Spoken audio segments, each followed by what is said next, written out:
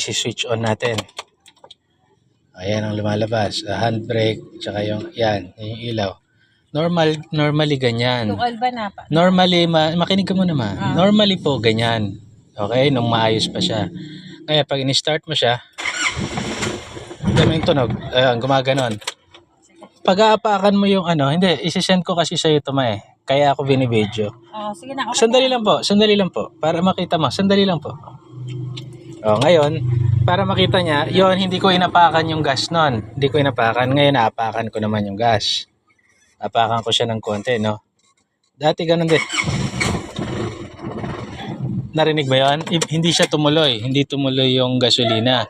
Parang nabubulunan yung gasolina. Tingnan nga natin. Pero kung tumuloy yun, andar siya. Buksan mo.